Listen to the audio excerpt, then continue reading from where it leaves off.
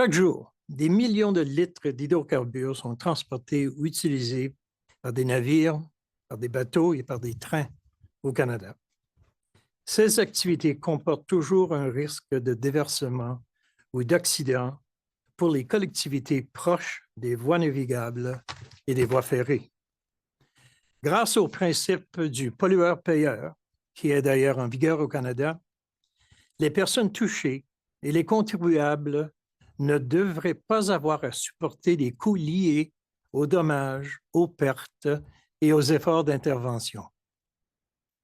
Malheureusement, un bon nombre de Canadiennes et de Canadiens ne nous connaissent pas et ne savent pas que nous existons pour offrir une aide financière en cas de besoin.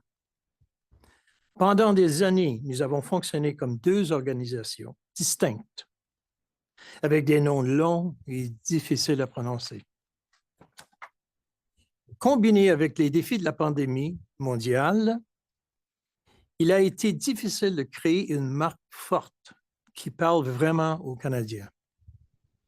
C'est pourquoi nous sommes fiers de lancer Indemnisation Navire et Rail Canada aujourd'hui.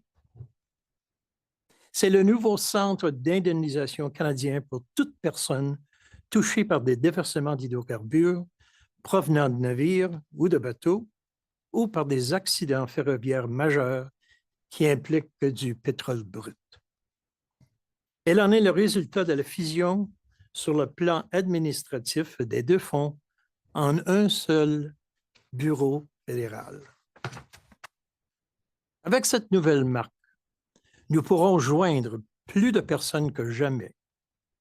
De Terre-Neuve à l'île de Vancouver, en passant par les prairies jusqu'à Iqaluit, nous collaborerons avec tous les paliers de gouvernement, toutes les entreprises, les intervenants d'urgence et surtout les communautés autochtones. Nous savons que lorsqu'une catastrophe survient, les questions urgentes qui se posent sont: est-ce que je pourrais recevoir une indemnisation? Sera-t-elle suffisante pour subvenir à mes besoins et à ceux de ma famille?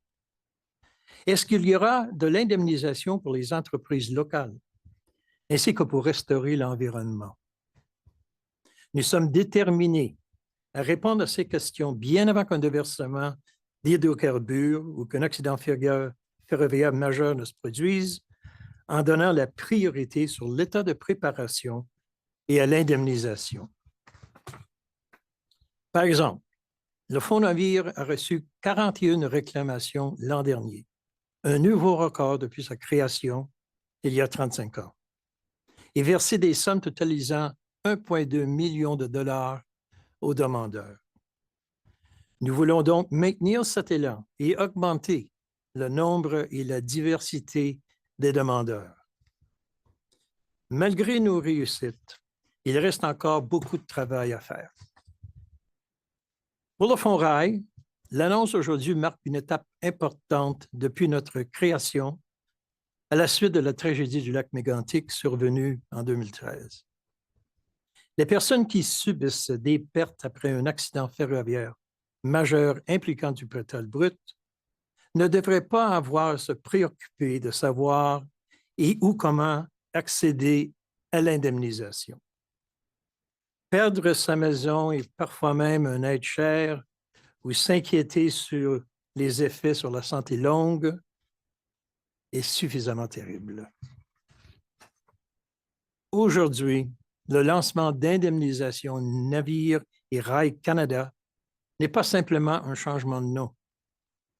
Nous lançons également un tout nouveau site web qui est facile à trouver, à naviguer et qui explique clairement comment soumettre une réclamation au fond. En fin de compte, nous nous engageons à s'assurer que les Canadiennes et les Canadiens nous connaissent, se souviennent de nous et reçoivent une aide financière lorsqu'ils en ont le plus besoin. Merci de votre présence aujourd'hui, tant dans la salle que devant vos écrans. Ce faisant, vous jouez un rôle crucial pour rendre le Canada plus résilient. Faisons donc passer le message pour s'assurer que les victimes n'ait pas à souffrir le fardeau financier de la pollution.